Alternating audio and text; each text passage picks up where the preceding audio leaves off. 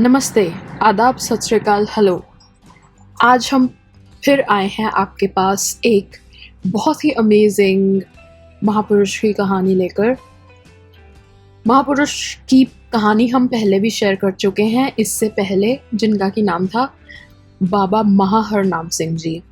ये बठिंडा नाम के जगह पर हुए थे आज से 200 साल पहले, और आज भी वहाँ पर एक बहुत ही खूबसूरत आश्रम है। उसका नाम है पुचो कला, और वहाँ पर आज भी वैसे ही मिरेकल्स होते हैं जैसे कि तब हुआ करते थे। ये कहानी है बहुत पुरानी, और इसमें ऐसा था कि अंग्रेज़ों के ज़माने का राज था, और दो बहुत ही अच्छे सिंपल भाई थे। उनका एक बिजनेस था ज्वेलरी का, डायमंड्स का, हीरे जवाहरात का।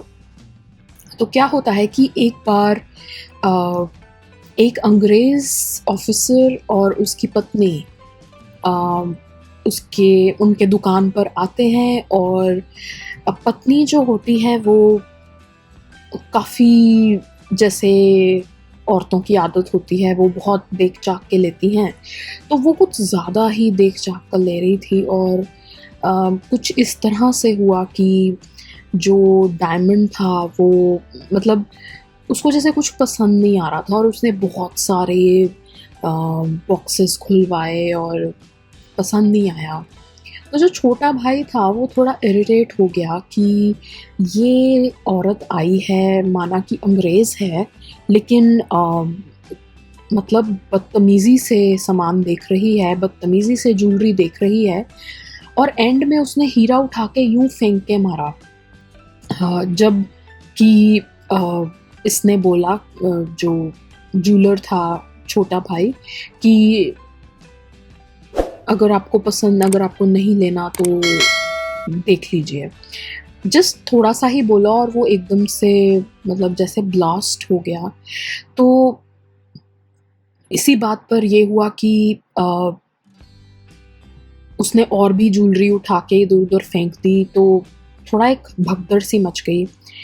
अच्छा, उसके बाद जल्दीबाजी में जैसे ही वो बाहर जाने लगे तो जो लेडी थी उसका पाँव फिसल गया और बहुत ही ज़्यादा इंजरी हो गई।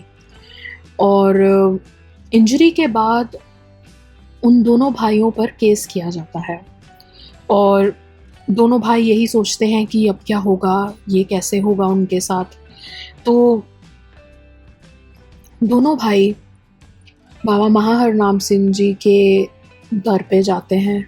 वो वहाँ के प्रेमी होते हैं, और वहाँ जाके बताते हैं कि ऐसे ही प्रॉब्लम हो गई। वो तो इवन दो वो ज्वेलरी का कारोबार करते हैं, डायमंड का बिजनेस करते हैं, लेकिन वो बहुत ऑनेस्ट थे, और जो भी कमाई आती थी उसका कुछ हिस्सा वो गरीबों में बांटते थे। और मतलब एक बहुत अच्छे, जो जिनको कि कह सकते हैं कि जिनको, जो एक शिष्य होते हैं, सिख होते हैं, जिनको सिखाया जाता है कि आप इस तरह से करो जैसे उनके गुरु सिखाते हैं, तो उसी प्रकार से वो सब फॉलो करते थे अपनी तरफ से पूरा।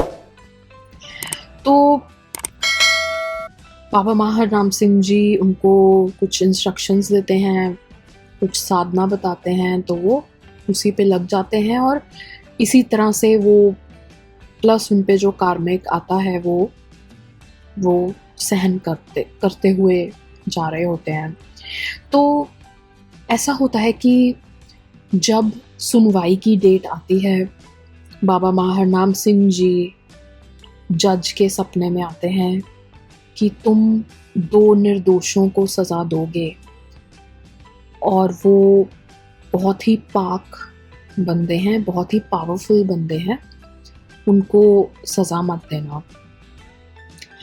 जज एक वाइट होता है, गोरा, और बहुत ही राइचियस होता है, मतलब वो भगवान में मानने वाला होता है, और उसको लगता है कि उसको जो सपना आया वो कोई भगवान की भविष्यवाणी टाइप्स थी, किंतु फिर भी उसको विश्वास नहीं होता। और जैसे ही वो कलम लिखने वाला होता है सज़ा की, तब भी एक जोर से उसको आवाज़ आती है, तुम इन 2 निर्दोषों को सज़ा दे रहे हो, ये निर्दोष हैं, इन्होंने कुछ नहीं किया। बहुत ज़ोर से वो लोग बोलते हैं, मतलब आवाज़ आती है उसको।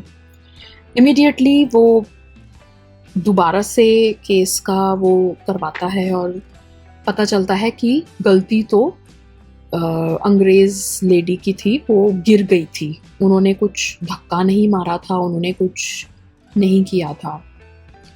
और उसके बाद वो बाइज़्ज़त बरी हो जाते हैं और वो बाबा महाहर नाम सिंह जी की बहुत धन्यवाद करते हैं, बहुत शुक्राना करते हैं कि उनके गुरु, उनके बाबा की वजह से उनकी लाइफ में जो इतनी बड़ी मुसीबत आई थी वो टल गई। तो कमेंट्स में ज़रूर लिख के बताइएगा आपको ये कहानी कैसी लगी। लाइक शेयर सब्सक्राइब ज़रूर करें और अगली बार तक मिलते हैं।